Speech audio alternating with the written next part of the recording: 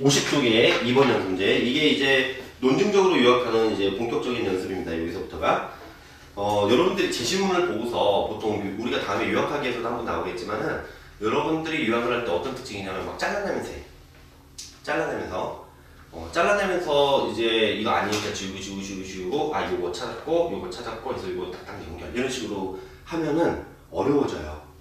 알았지? 그렇게 접근을 하면 안 돼. 뭐냐면은 딱 제시문을 읽자마자 주제어를 갖고도 니네가 스스로 결론을 만들어내야 돼. 글 전체를 딱 눈 감고 생각을 해서. 그렇지 않으면은 이게 요약이 제시문을 그 짜깁기 해서 옮겨놓은 듯한 이제 그런 글이 나오기 쉽습니다.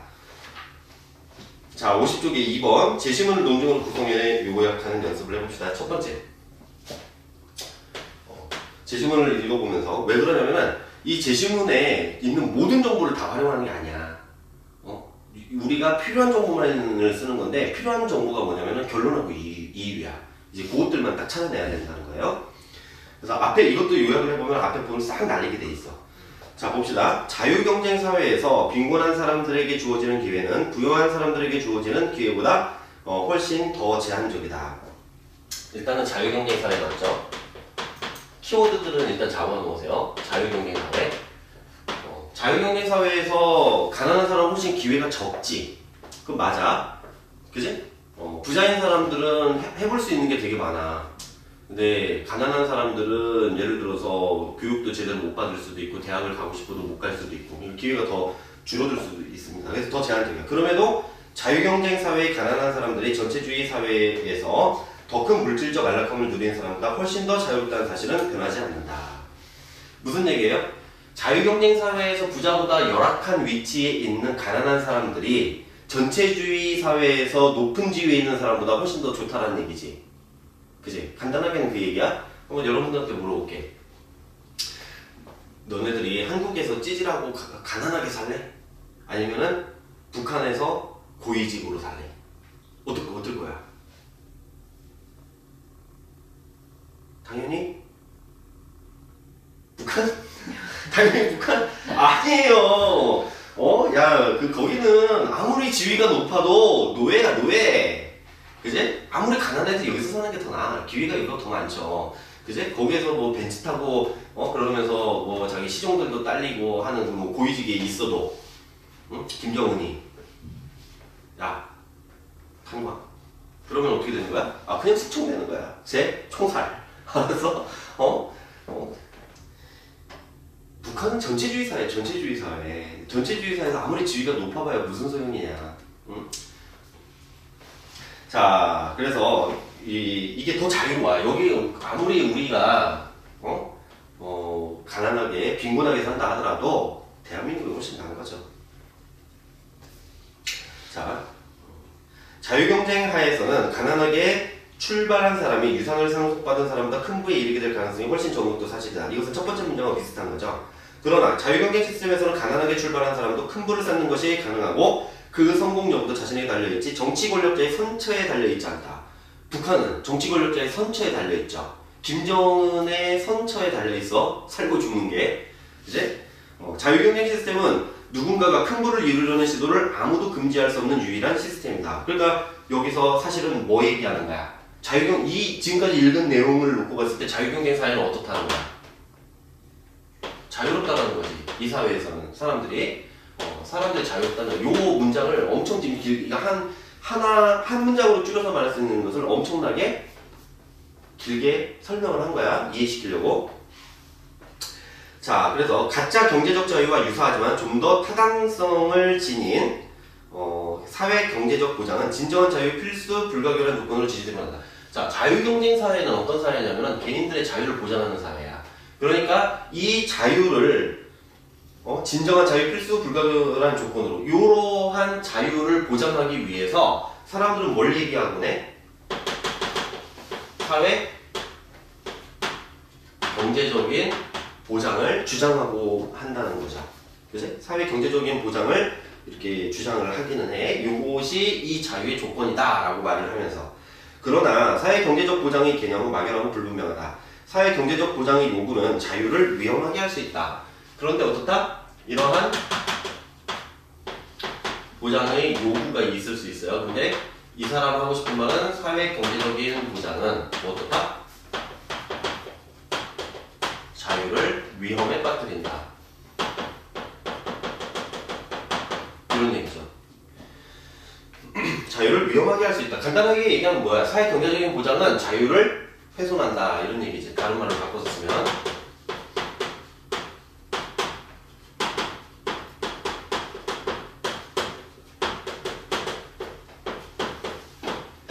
자유를 훼손한다. 사실 이게 결론이죠.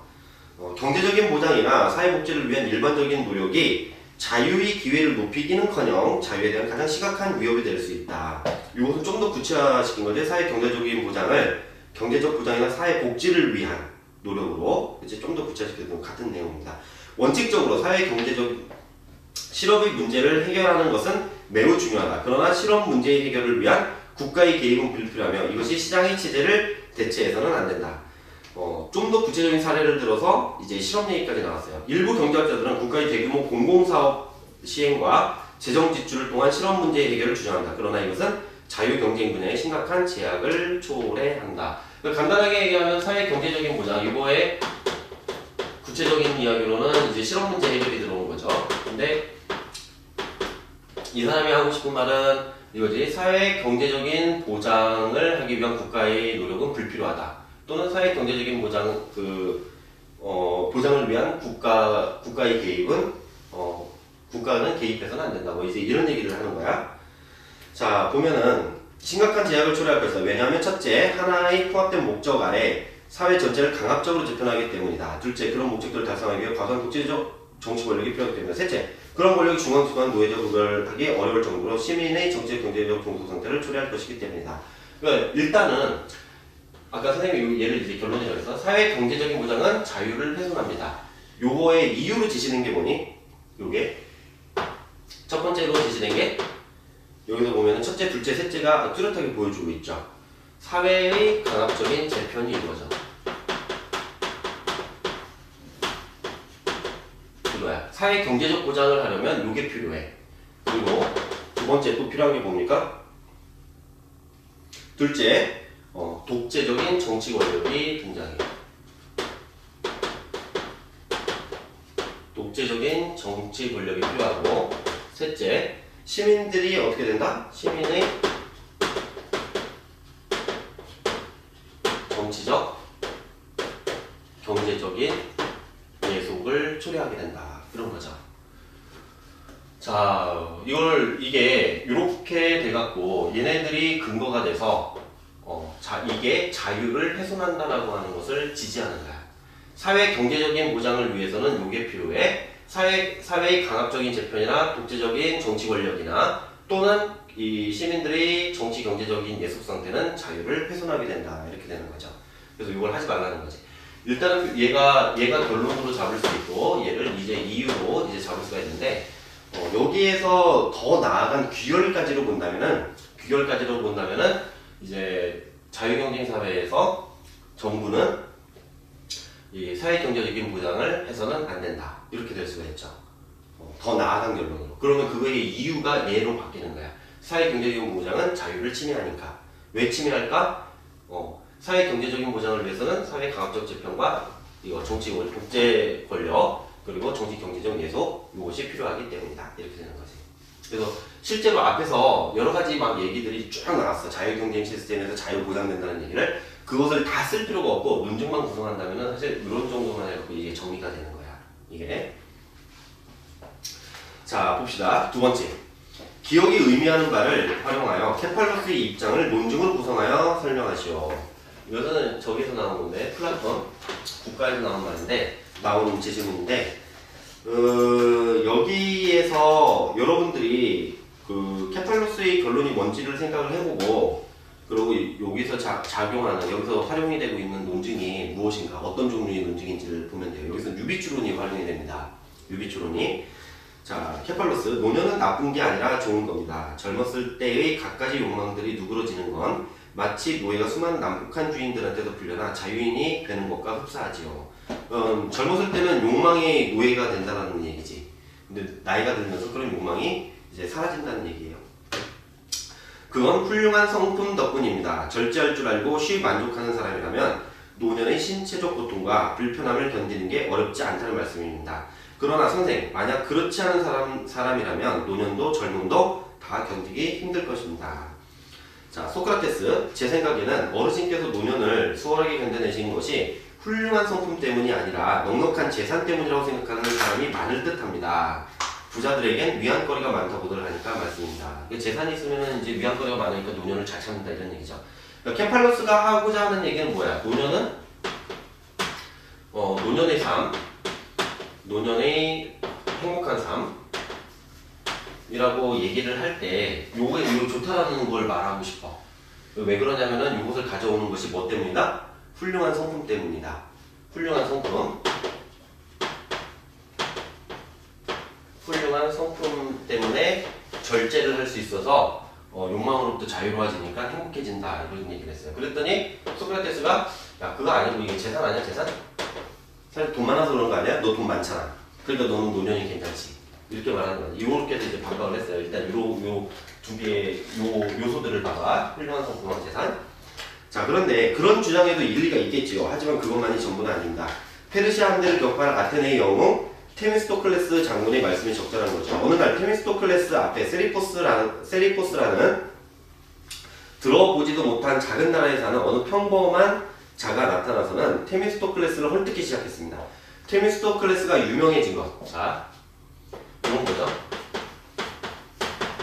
테미스토클레스가 유명해. 클래스의 유명세. 유명해진 거야. 자, 유명한 것은 그의 능력이나 자질 때문이 아니라 출신 국가 때문이라는 거였다. 뭐 때문이다? 출신 국가 때문이다. 무엇이 아니라? 능력이나 자질이 아니라.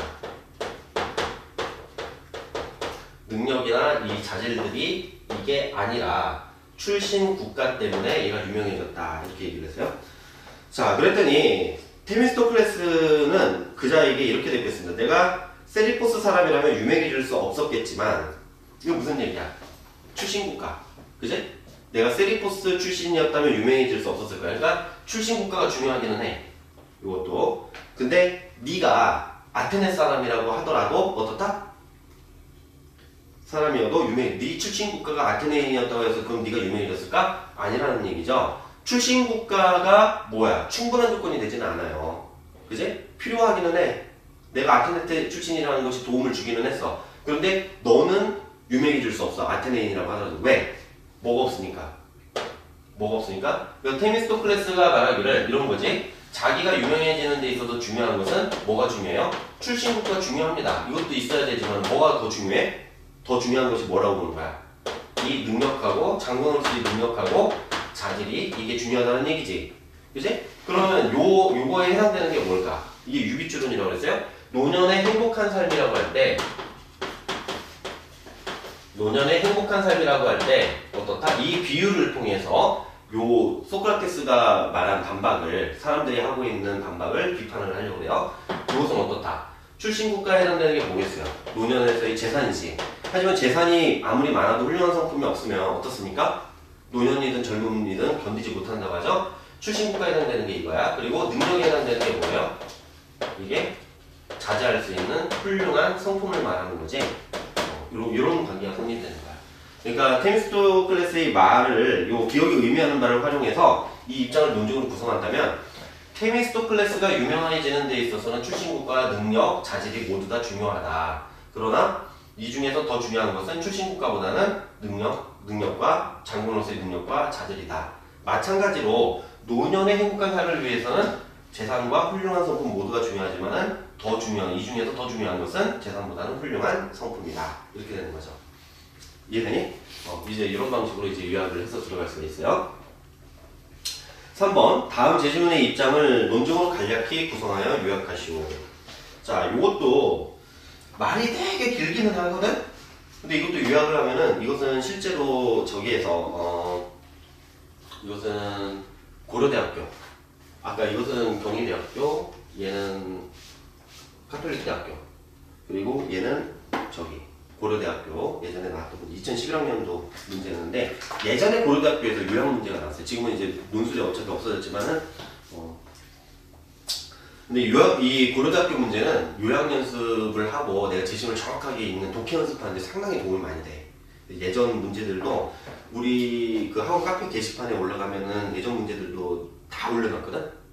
그러니까 첫 번째 재심은 요약하시오야. 그런 것들 연습해보는 건 되게 좋습니다. 요약 연습해보려면. 우리 여기에도 몇 개 집어넣었어요. 고려대학교가 없어짐에도 불구하고. 훈련하기에는 상당히 좋은.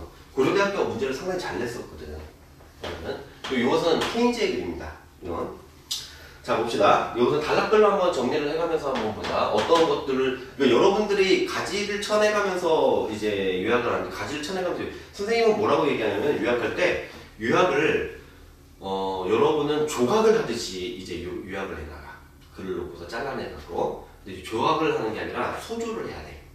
소조를 한다는 얘기는 뭐냐면은 뼈대를 먼저 세워놓고 살을 붙여가는 방식으로 이제 글을 요약을 하는 거야. 예를 들어서 이것도 마찬가지야. 이것을 그냥 논적으로 구성해보라고 하는데 요약하시오라고 한다면은 요 뼈대를 세워놓고 요런 말들을 다시 끼워넣는 거야. 이건 사실 우리가 논증 구성할 때는 없어도 되는 문장이죠. 이건 없어도 되는 건데 자유경쟁사회, 자유를 가장 잘 보장하는 자유경쟁사회에서 이 자유보장을 위한 조건으로 사회경제적 보장을 요구하는 사람들이 있다. 그러나 사회경제적인 보장은 해서 이제 앞에서는 주의 환기처럼 문제를 설정하는 그런 문장들이 들어갈 수가 있어요. 요약할 때는. 그러니까 일단 뼈대를 잡아놓고 이것을 어떤 식으로 내가 그 전달을 할까 하면서 살을 붙여가면서 이제 요약을 하는 거야. 글을 쓸 때는. 이것도 마찬가지야. 자 봅시다. 3번도. 경제학자들은 사용 가능한 생산 요소들의 양이 주어져 있다는 가정하에 그 요소들이 어떻게 사용되는지 그리고 그것들이 상대 가격이 어떻게 결정되는지를 탐구한다. 그들은 대개 관련 사실들이 상당 부분 확실하게 알려져 있는 체계를 분석 대상으로 삼는다.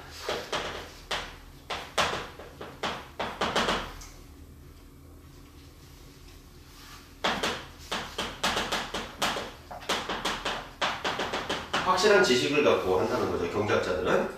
자, 이는 경제학이 변화의 가능성 혹은 예상에 어긋날 가능성을 완전히 배제한 체계만을 분석 대상으로 삼는다는 의미는 아니다.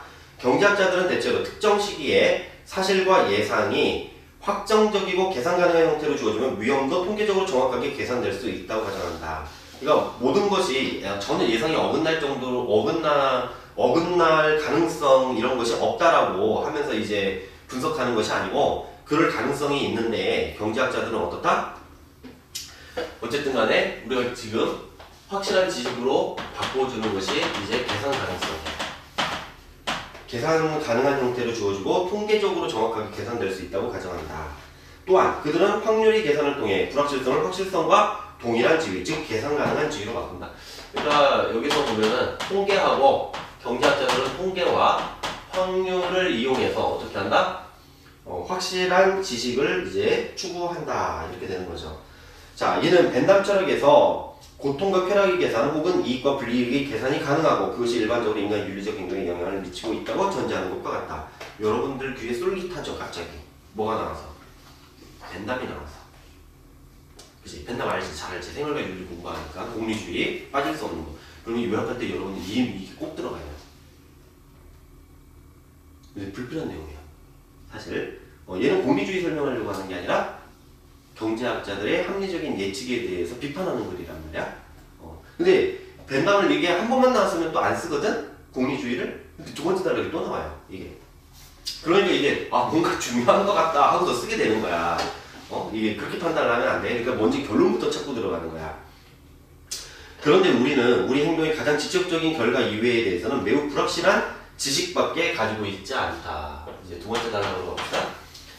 예를 들어 3차 세계대전의 발발 가능성 20년 후 구리 가격 혹은 이자율 수준, 새로운 발명품이 더 이상 쓸모 없어질 전망, 장래 사회에서 각자의 경제적 지위 등은 불확실하다. 이러한 문제들에 대해서는 계산 가능한 확률을 구축할 수 있는 어떠한 과학적 기반도 없다. 그러니까 우리는 뭐밖에 없다? 불확실한 지식밖에 없어요.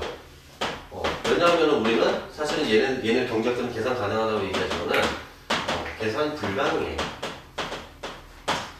예측을 위해서 확률을 구축할 수도 없고 우리는 그냥 모르는 것이다. 그런데도 우리는 실천적 주체로서 어떤 행동 또는 결정을 해야 한다는 현실적인 필요성 때문에 이런 거북한 사실을 무시하지 마치 우리가 예상되는 이익들과 불이익들을 열거하고 여기에 각각의 결과들이 일어날 확률을 곱하는 벤담식 계산을 하고 있는 것처럼 행동하려고 최선을 다한다. 이렇게 하면 안 된다는 거죠. 이거 안 된다는 거야. 이 사람 하고 싶은 얘기는. 자, 그리고 세 번째 단어로 또 가봅시다. 개인적이든 정치적이든 혹은 경제적이든 미래에 영향을 미치는 인간의 결정은 그 확률적 기대값을 수학적으로 엄밀히 계산하기 힘들다. 자, 인간의 결정은 어떻다? 수학적 계산이 힘들다라고 했지만 사실 불가능이라고 얘기를 해도 괜찮을 것 같습니다. 그런 계산을 가능케 하는 기초가 존재하지 않기 때문이다. 미래는 계산 가능하지 않다. 수학적 계산은 불가능하고 뭐라고 했어요? 미래는 계산 불가능하다. 불확실한 환경에서는 결정의 순간과 결정의 결과가 나타나는 순간 사이에 예측할 수 없는 변화가 일어날 수 있기 때문이다. 다른 모든 조건들이 동일하다면 결정의 시점과 결과의 시점이 서로 떨어져 있을수록 환경은 더욱 불확실해진다. 예를 들어서 우리 일기예보 예측할 때 내일 날씨를 예측하는 것하고 더 먼 시점인 한 달 후를 예측하는 거하고 보면 어때요? 후자가 훨씬 더 불확실하지. 그지? 결국 인간은 미래 전망에 대해 신뢰할 만한 정보가 현재 존재하지 않는다고 생각하는 것이다. 여기서 얘가 핵심적으로 하고 싶은 게 사실 여기 두 개가 다 들어가 있죠. 미래는 계산 불가능해. 수학적 계산이 불가능하기 때문에 미래를 계산할 수 없어요. 그리고 여기서 또 나온 단어가 뭐냐면 이게 예측이라는 단어가 나왔죠. 자, 네 번째 단어 가봅시다. 4번. 어떤 현상에 근본적인 불확실성이 존재하고 그 예측이 매우 어려운 이유는 무엇인가? 얘가 하고 싶은 얘기가 이제 여기서 나오는 거지. 이제 예측이 어려움. 예측의 어려움인데 사실은 예측의 이제 불가능성. 이렇게 말을 해도 될 것 같아요. 미래 예측인데. 이 미래 계산 불가능하다는 게 미래에 대해서 얘기하는 것이 예측이기 때문인데요. 자, 복잡한 현상에는 영향을 미치는 요소가 너무 많다는 점을 들 수 있다. 이유는 무엇인가? 예측이 어려운 근거를 제시하고 있어요. 첫 번째, 뭐가 많다? 변수가 많다. 변수가 많은 거죠. 영향을 끼치는 변수가 많다. 예컨대 일기예보의 경우 불과 며칠 후의 날씨부터 예측하기가 어려운데 이는 날씨에 영향을 미치는 변수가 매우 다양하기 때문이다. 자, 예측이 어려운 또 다른 이유라고 그랬어요. 두 번째 이유죠. 두 번째 이유는 인간이 충분히 합리적이지 않다는 데 있다. 여기서는 이거 좀 주의해야 돼. 인간의 불충분한 합리성이야.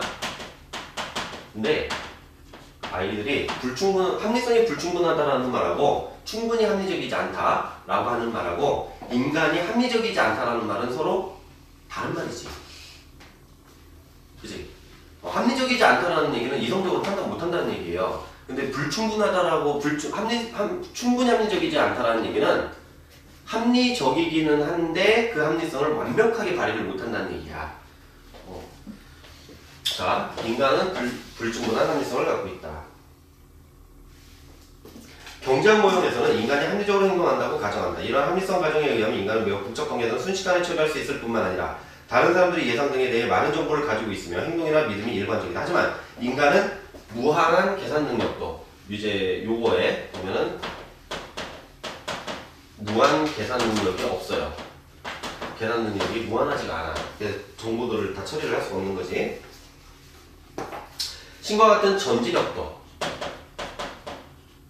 정보를 다 알 수도 없어요. 정보를 얻는데 이제 한계가 있어요. 그 다음에 인간의 결정은 종종 변덕, 감정 혹은 우연. 감정이나 변덕이나 우연이 이제 작용을 합니다. 결정에.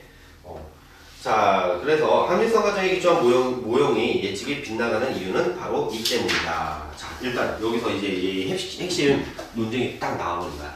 앞에 경제학적인 얘기는 내가 이제 자기가 문제를 끌어들이려고 얘가 최종적으로 일단은 여기서 최종적인 거 둘째치고 일단은 주제어가 뭐니? 주제어. 뭐 얘기하고 싶은 걸까 얘는? 이 제시문은 뭐가 안 된다고 얘기하고 있어? 여기서는 예측이지. 그래서 얘가 하고 싶은 말은 뭐냐면은 결론은 인간은 뭐 할 수 없다. 예측할 수 없다. 좀 더 구체적으로 얘기하면은 이것은 합리적으로 예측할 수 없다. 경제학자들이 말하는 것과 같은 합리적인 예측을 할 수 없다. 그 이유가 뭐지? 그 이유가 요거야. 요 두 개야. 이것을 뒷받침하는 이유는 첫 번째 다양한 변수가 발생해. 우리가 예측하지 못한 변수가 생겨나고 인간의 합리성이 불충분해. 요 두 가지야. 그래서 사실은 논증은 딱 요걸로 되는 거예요. 이 두 개가 결합돼서 다양한 변수 우리가 고려하지 못한 다양한 변수가 발생하기 때문에 예측이 안 된다라는 게 하나가 있고, 또 다른 거 하나는 인간이 충분히 합리적이지 못하기 때문에 예측이 불가능하다는 거예요. 이 두 개를 합쳐갖고 독립적인 이유 하나하나가 얘를 지지하는 형태로 되어 있는 거예요. 이해되니? 그러니까 진짜 이걸 짧게 50자로 요약하시오. 그럼 어떻게 하는 거예요? 인간이 예측할 수 없는 다양한 변수가 존재하고 인간의 합리성이 충분하지 못하기 때문에 인간의 미래를 예측할 수 없다. 이렇게 쓰는 거죠.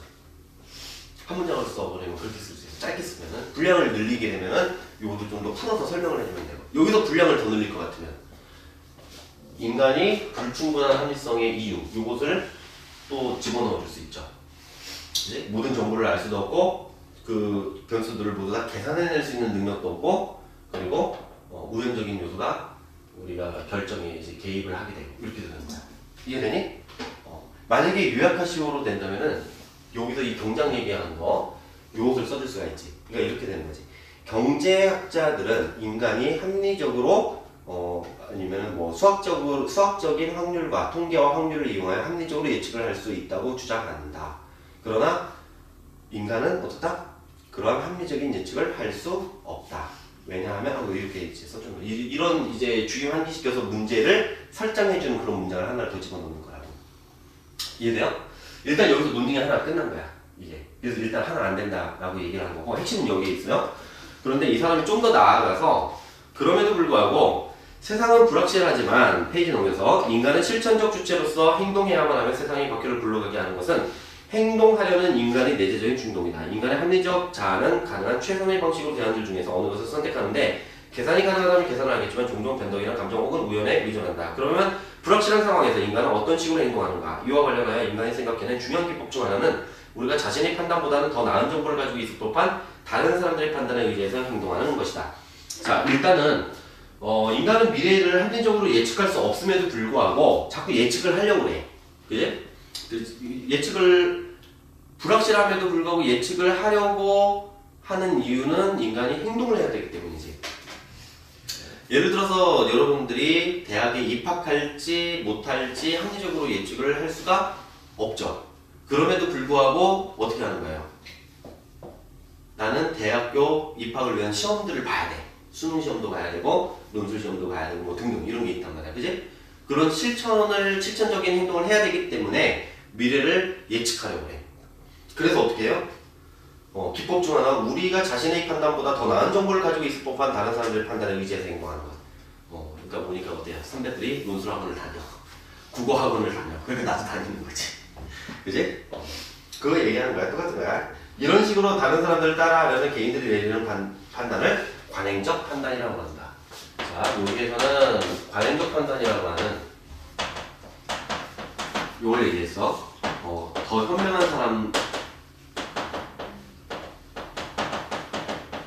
현명한 사람들을 이제 모방하는 판단이야. 모방하는 판단. 이게 관행적 판단이야. 그래서 사람들이 합리적인 예측을 못하기 때문에 이렇게 한다고 합니다. 여기 다음 단락은 읽지 않을게요. 근데 간단하게 이거야. 이 주식시장에서 이제 민선발 대회에 비유해서 이렇게 얘기를 하는 게 뭐냐면은, 예를 들어서 주식에서 내가 돈을 벌려면 어떻게 해야 될까? 내가 생각할 때 이 주식이 좋은 주식이야 해갖고서 내가 혼자 판단해보니까 가치가 지금 평가절하되어 있고 막 해갖고서 이걸 사면 돈을 벌 거야 해서 내가 좋아하는 주식이야. 그래서 사. 라고 해서 돈을 버는 게 아니죠. 어떤 주식을 사야 돼? 내가 물론 그 주식을 엄청 사들여갈 수 있는 돈이 있으면 그렇게 해도 되겠지만 그게 안 되면 어떻게 해야 되는 거예요? 다른 사람들이 좋아하는 주식을 사야 되는 거야. 다른 사람들이 좋아해서 계속 그 주식을 사려고 해야 돼. 그래야지 가격이 오르지. 나 혼자 사는데 아무도 주식을 안 사, 이 주식을. 그럼 어떻게 돼? 난 팔지도 못하고 망하는 거지. 그지? 다른 사람들이 좋아해서 사는 주식을 내가 사야지 내가 돈을 버는 거라. 마찬가지예요. 그래서 여기서 이 관행적 판단이라고 하는 것은 내가 혼자서 합리적으로 뭐 이렇게 판단하는 게 아니라 다른 사람들을 모방하는 거야. 다른 사람들. 그런데 중요한 것은 그 다음 달러로 넘어갑시다. 관행적 판단의 기초에서 만들어진 미래에 관한 실용적인 이론은 그 기반이 취약하기 때문에 갑작스럽고 과격한 변화를 보인다는 특징이 있다. 그런데 어떻다? 사람들은 관행적 판단을 한다. 그런데 이 관행적 판단도 어떻다? 관행적 판단도 여기서는 과학적이라고 했는데 우리가 말을 살짝 바꿔도 되겠죠? 합리적인 기반이 없다. 이 얘기지. 그러니까 어떻게 되는 거야? 합리적인 기반이 없으면 관행적 판단도 합리적인 예측으로 기능할 수는 없다. 이렇게 되는 거죠. 그래서 사실은 논증이 두 개야. 일반적으로 그 합리적인 예측이 안 된다. 그리고 사람들이 사용하는 관행적 판단에 대해서 비판하는 거. 이렇게 두 가지가 되어 있는 거죠. 자, 일단 뒤는 뭐 그만 읽어도 될 것 같습니다. 일단 여기까지 보면은 이 제시문을 이제 300자 정도 요약하라고 해놨는데 원래 문제가 400자인가 450자인가 그랬던 것 같아요. 원래 문제는. 근데 여기서는 논증만 간단하게 뽑아내갖고 이제 서술하라고 하는 거라서 글씨수를 좀 더 줄여놨어요. 이렇게. 이해돼? 그러니까 이게 논증을 구성해서 들어가는 거랑 제시문을 읽어갖고 여기서 이거 뽑아내고 여기서 또 뽑아내서 그걸 그냥 읽는 거랑은 좀 달라. 여기서도 봐라. 여기서도 불확실한 지식 계산 불가능. 또 반복되지. 그지? 여기서도 한 번 더 나온다고. 그러면은 여러분들이 달랐다는 요약하면서 쭉 가게 되면은 중원부원이 돼. 중원부원이. 그렇게 쓰는 게 아니야. 그렇게 쓰는 게 아니고 일단은 주제어를 딱 찾으면은 여기서는 합리적 예측, 미래 예측이란 말이야. 예측. 그러고서 이 주제어에 대해서 뭐라고 얘기를 하는가. 결론을 찾는 거예요. 그러면 뭐야? 하고 싶은 얘기가 뭐야? 이 사람은 예측이 불가능하다 이 얘기를 하고 싶은 거죠. 그럼 왜 예측이 불가능하다고 얘기하지? 요것 때문에 그런 거죠. 이렇게 해서 논증을 구성해내고 그것을 여러분이 살을 붙여가면서 답안을 써야 되는 거예요. 이해돼? 자, 일단